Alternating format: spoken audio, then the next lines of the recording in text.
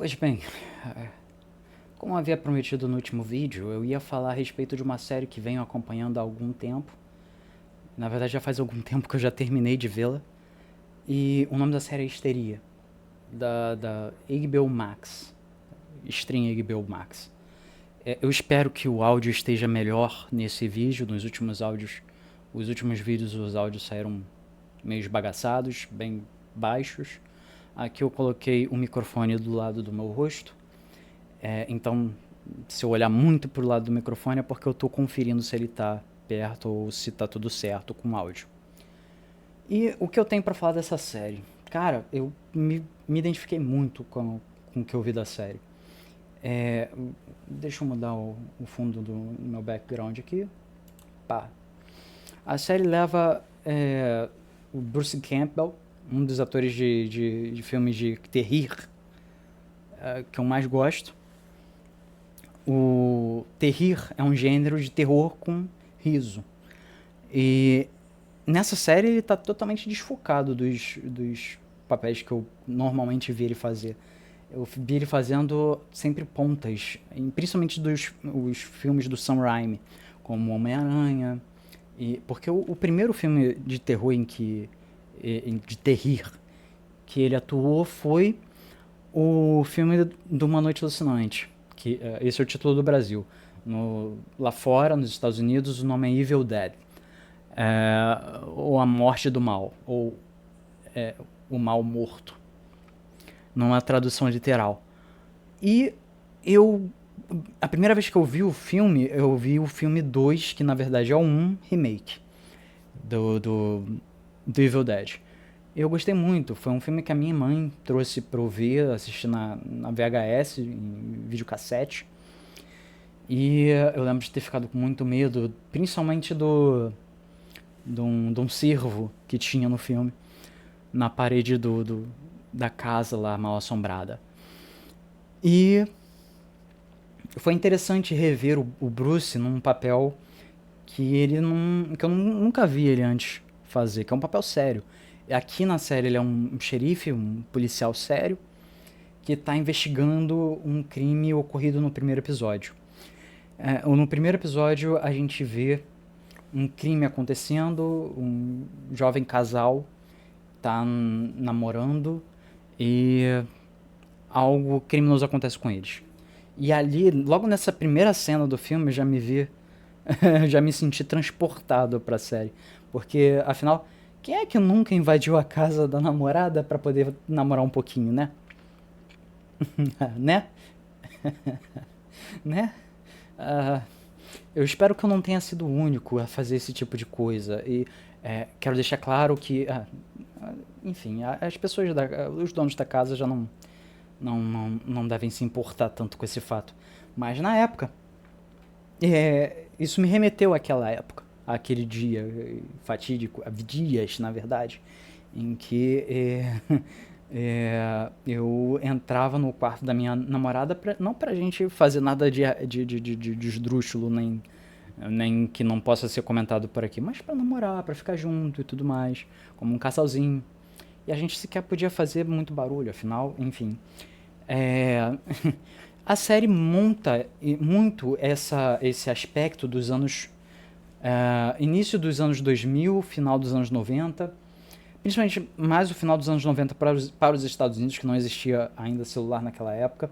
Eu lembro que o meu primeiro celular ah, realmente de qualidade eu ganhei já em tenra idade. Minha mãe fez questão de comprar para mim um celular em tenra idade, mesmo a gente não tendo condições. Eu era classe média baixa, bem baixa. Na verdade, era pobre classe alta dos pobres. Então, mas a minha mãe tinha muito medo com relação à segurança. Então, ela comprou um celular para mim já em idade bem cedo. Mas o primeiro celular que teve câmera eu recebi, eu estava no final do ensino fundamental.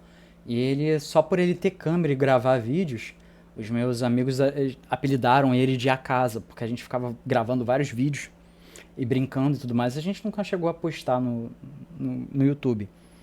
Mas a gente fazia brincadeiras, pegava calçados de marcas conhecidas e colocava na frente da câmera e fazia uma contagem regressiva até o início do vídeo, dizendo que aqueles eram os patrocinadores do vídeo, brincando, né? E eu me lembrei muito dessa época assistindo o filme, por mais que não tenha celulares presentes no filme. Mas eu me lembrei da minha época de infância infanto-juvenil, na parte de transição entre a adolescência entre a idade de criança e adolescência. E os protagonistas da série, eles estão mais ou menos nessa mesma faixa etária. Não o Bruce Campbell, mas os personagens principais. O Bruce Campbell, eu diria que ele é um coadjuvante da série. Ele aparece em quase todos os episódios, ele aparece em muitos episódios, não em todos, mas ele aparece em muitos episódios. E sempre que ele aparece, ele é emblemático, eu diria. É uma série que, poxa, quem nunca vivenciou as experiências que a série mostra? Quem nunca teve uma banda na adolescência?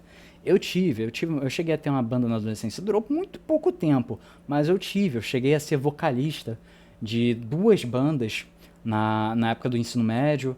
E a série traz isso e também traz o tema do satanismo, que eu não sei se eu posso comentar aqui na plataforma sem ser cancelado. Mas, enfim, eu comento mesmo assim, até porque meu canal não tem muita visibilidade.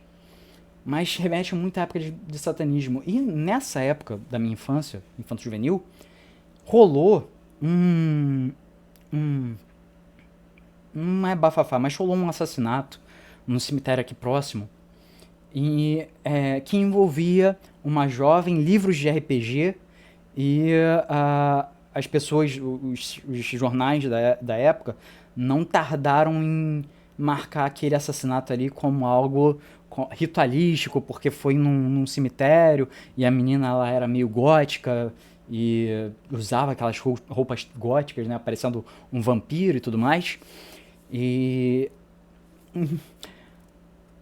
foi engraçado ver o desenrolar da série, porque a série trata justamente disso, sobre jovens que montam uma banda e no meio há um assassinato que ocorre, na verdade um rapto, que eles suspeitam ser um assassinato, depois eles vão confirmar de que houve um assassinato, no caso, mas até o final, isso vai ser trabalhado até o final da série. Você acha que já tá tudo resolvido, mas não, no final a série realmente mostra personagens muito humanos, personagens em que você facilmente se identificaria com eles.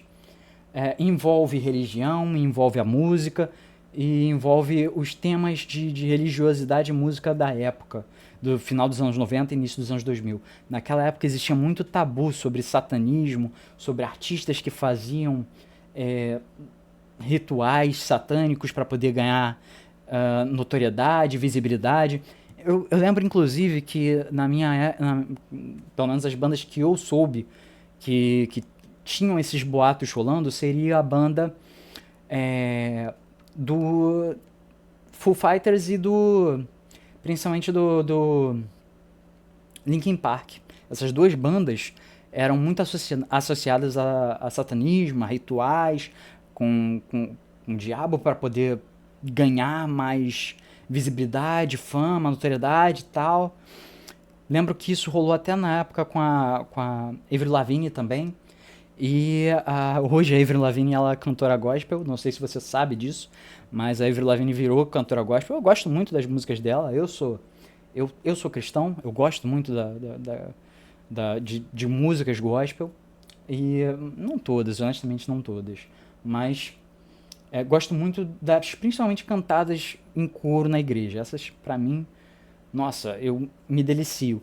E o tema da série é justamente uma banda que, pra ganhar mais notoriedade entre uma banda de garagem, de adolescente, pra ganhar maior notoriedade na escola, pra ganhar mais popularidade e para os personagens atingirem outros personagens os quais eles têm interesses amorosos ou outros tipos de interesses, eles utilizam da banda de heavy metal que eles têm, de garagem, para modificar a própria aparência e dar um ar, aproveitar o rapto, o assassinato, o suposto assassinato que rolou no primeiro episódio, Eles se aproveitam disso para dar uma estética satanista à banda.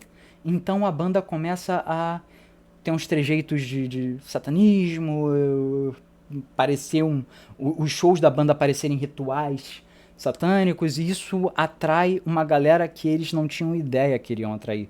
Uma galera que, para quem é do meio, para quem já vivenciou essa época de bandas, essa época de rock and roll, de rock wins, funk win versus funk wins, época do Orkut, quem for velho, eu já me denunciei aqui, eu tô caminhando para os meus 32 anos de idade.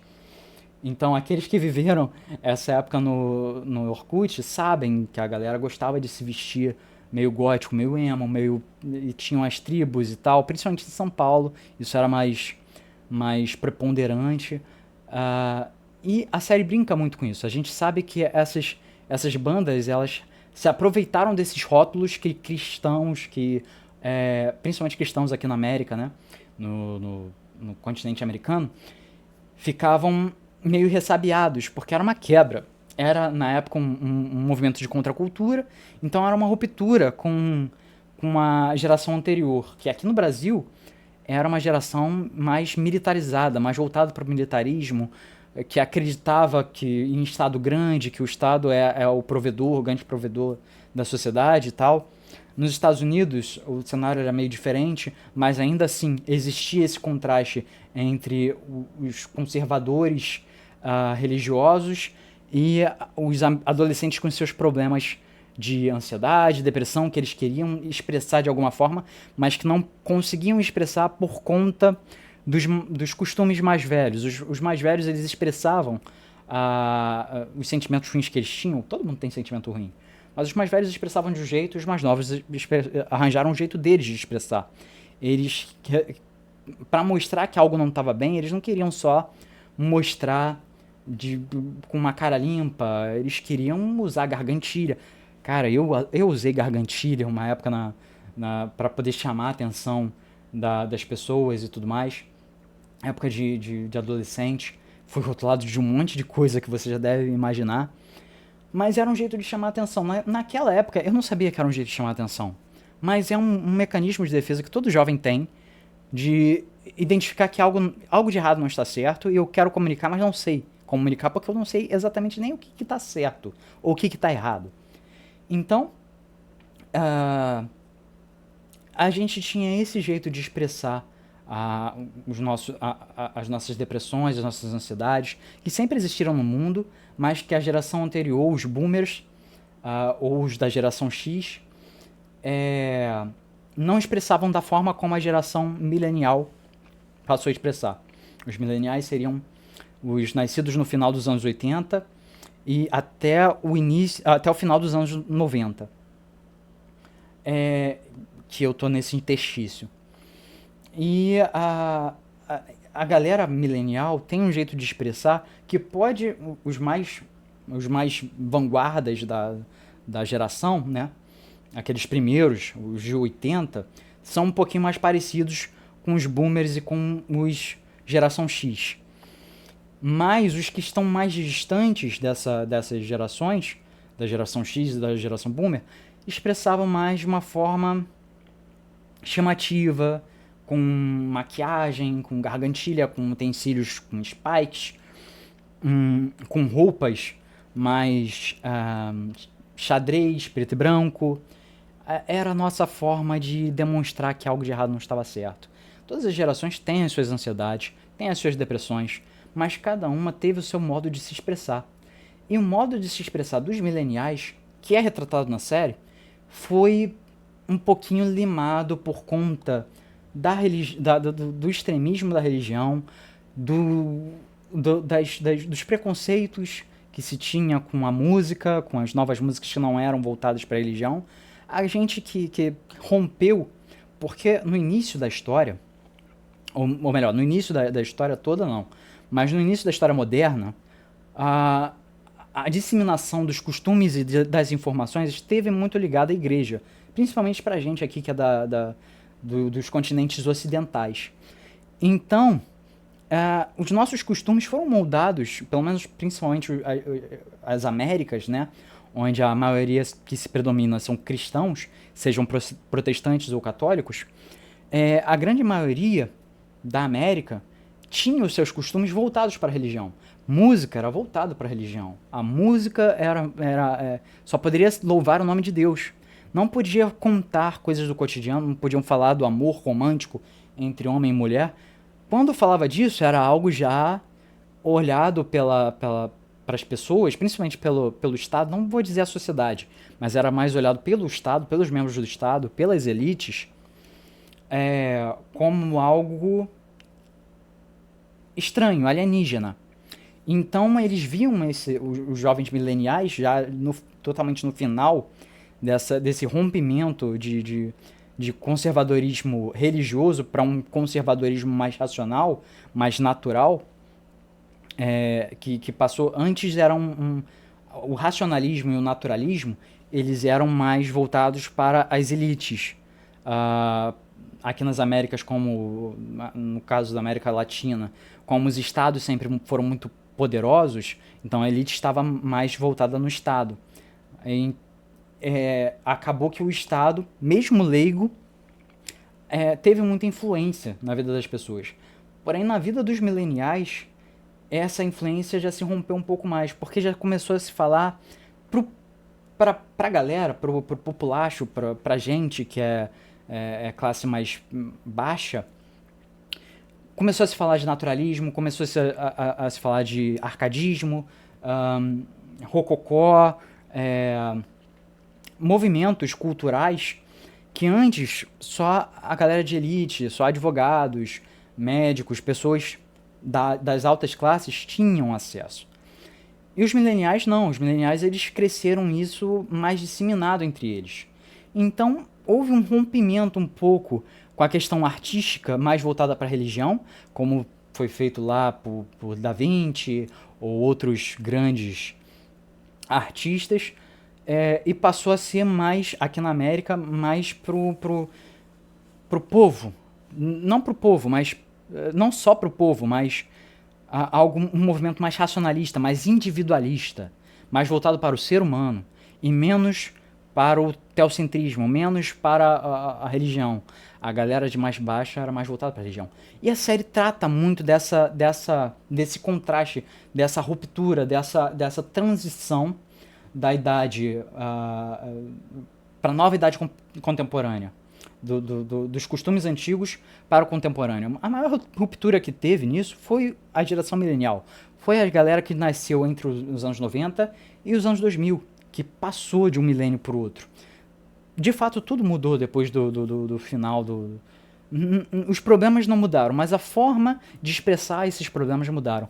E a série trata disso, de jovens falando a respeito do quanto que a sociedade muda, do quanto que a música, a arte, ela influencia na mudança social, do quanto que algumas pessoas ficam muito apegadas a velhos costumes e acabam não conseguindo seguir a tendência que deveria ser seguida, ou então não vem com bons olhos, sempre naquela visão de não se fazem mais jovens como antigamente, antigamente se morria na guerra, hoje em dia a galera se tranca no quarto e chora. Isso aconteceu muito com os millennials. Os millennials viveram uma adolescência dessa forma, e hoje muitos millennials fazem isso com a galera da nova geração, que é a geração Z, e a geração Alpha, que já está vindo aí também. Eles só estão dando continuidade ao movimento que a gente começou. Nós, como mileniais, começamos esse movimento mais... uma mistura de punk com gótico, com emo, com heavy metal, e o pop, tudo misturado dentro de uma mesma panela, com uma pitadinha de sazon, e voilá. Eu aconselho muito as pessoas a verem essa série, por mais que ela não tenha mais continuidade, ela foi cancelada, mas eu aconselho muito as pessoas a assinarem a HBO Max e assistirem Histeria, porque o Bruce Campbell, inclusive, ele empresta o sobrenome dele para um dos personagens principais, e ao mesmo tempo o nome da namorada do Bruce Campbell, no caso do Ash Williams em Evil Dead, é o mesmo nome da mãe do protagonista principal da série. É Linda Campbell, o nome da protagonista principal. E Linda Campbell seria uma mistura do nome da namorada do maior filme de Bruce Campbell, que é o Evil Dead, com o sobrenome do próprio Bruce Campbell. Isso pra mim foi uma homenagem bem legal que eles fizeram pro ator. Eu acho que o Bruce Campbell realmente teve muita influência em muita coisa e de forma meio que underground, na cultura underground. E eu acho muito divertida a forma como eles fazem várias ahn, homenagens a várias séries e filmes de sucesso dos anos 2000 barra no final dos anos 90. Gostaria muito que essa série fosse mais reconhecida. Seria muito mais legal. E por hoje é só. Muito obrigado para quem me ouviu até aqui. Meu nome... Eu sou o Paladino Light Shield. Você está no canal Paladino Light Shield. E muito obrigado pela audiência. Quem curtiu, se você ficou interessado na série, curta. Se você já viu a série, comenta. Se você já viu alguma obra de arte do Bruce Campbell, comenta aqui também, que eu vou querer saber. Se você já se identificou nessa vibe anos 2000, de emo, de gótico, de música pop, tudo misturado, comenta também, eu vou gostar de ver. Eu realmente vou gostar de ler os seus comentários. Muito obrigado e tchau, tchau.